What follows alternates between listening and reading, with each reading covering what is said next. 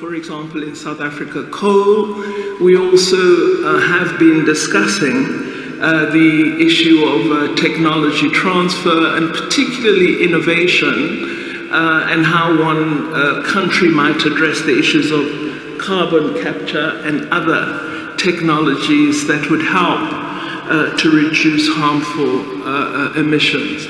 As South Africa, we are committed to ensuring that we do respond, and we work in that positive way with the African caucus. But as we indicated, one of the things we need to do is insert into our discourse on climate change the imperative of development, which faces many developing countries that need support for a multiplicity of interventions that would address, yes, the issues of adaptation, the issues of effective development of new technologies, but also mitigation, and ensure that at the same time, economic development, job creation, and business formation are part of the outcome of the partnerships we develop in response to the harmful effects of climate change.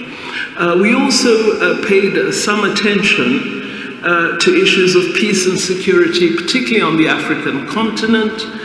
We appreciate the role that many of our partners in the global community play in assisting us to end conflicts on the African continent, but we are convinced, along with the African Union, that we've got to have a stronger focus on African solutions to African problems, and that it must be Africa that plays a role in resolving its issues of peace and security. So we are supportive of the role of IGAD in assisting the protagonists in Sudan to have discussions on how we might arrive at a peace settlement in that sister country. We also have agreed a greater role for the African Union as part of our deliberation in the Peace and Security Council of the African Union. We've agreed we should establish a high-level panel that would play a role alongside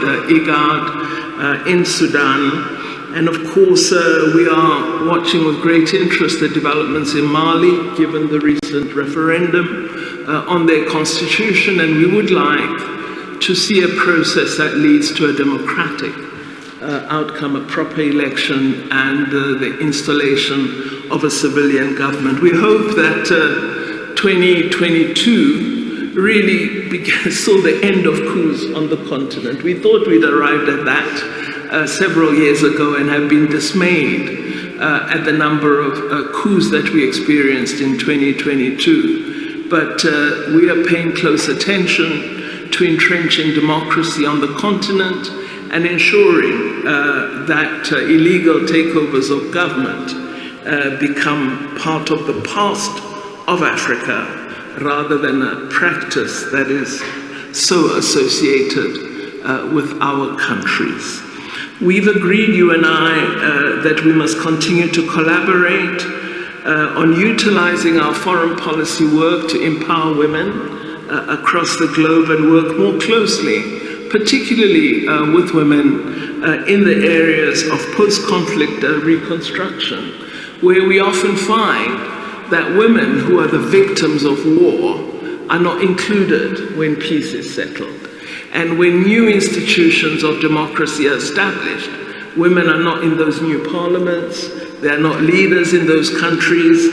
We have to end that situation and ensure that we support women in capacity building so that they can assume political leadership in their countries, that they're trained to be campaigners for political office, that they have support for their organizations, so that we as women take our place in political institutions throughout Africa and throughout the world. I'm really thrilled at the work that's being done in science, technology, and innovation between Germany and South Africa. And I'm especially pleased that the government of Germany, through its development agencies, is supporting our ambition for higher levels of vocational education and technical skills development. Our people seem to have a strong affinity to university qualifications and don't wish to be artisans. So we hope you will help us through the quality training that Germany has, this perspective in our nation, and have our young people understand that in fact if you become an artisan, you will be your own employer, you will establish your own enterprise. And so I really thank Germany for the work being done with our colleagues in higher education and training. We have confirmed in conclusion that our cooperation is one of the strongest partnerships that we have with a country in Europe, and we value this partnership. And I look forward to you and I working more closely together to address issues of concern across both Africa, Europe, and the globe. I also did undertake that I will keep you briefed as the presidents, the 7 presidents who are part of the Africa Peace Mission continue with that work. I did indicate to you that both President Zelensky and President Putin have committed to a further meeting with the African leaders and have been very open to some of the matters that the 7 leaders placed before them. We are very keen that the war between Russia and Ukraine should come to a close. We would like to see peace in the international community, and we would like to see the world going back to addressing the development challenges that confront so many people throughout the world, and that we should not be so focused on just one aspect of the life of humanity. So in closing, Minister, let me thank you once more for having come to South Africa, and I look forward to welcoming you to South Africa very soon. Thank you. Thank you very much, dear Naledi, dear Foreign Minister, Excellency. I will speak in German, and I will pause in between for the translation. Liebe Kollegin Pandor, liebe Naledi, vielen Dank für den herzlichen Empfang und vor allen Dingen die intensiven Gespräche, nicht nur heute, sondern in der ganzen Vorarbeit zwischen unseren Regierungen, zwischen sehr vielen Ministerien für die binationale Kommission, die so ganz unterschiedliche Aspekte unserer bilateralen Beziehungen weiter stärkt. Ich gehe aus diesen Gesprächen mit dem guten Gefühl, dass wir beide diese Beziehungen noch weiter vertiefen wollen und auch können. Dass unsere beiden Regierungen sich alle 2 Jahre die Zeit, und zwar sehr viel Zeit, für einen so intensiven Austausch zwischen den verschiedenen Ministerien nehmen, zeigt, wie tief und besonders unsere Partnerschaft heute ist.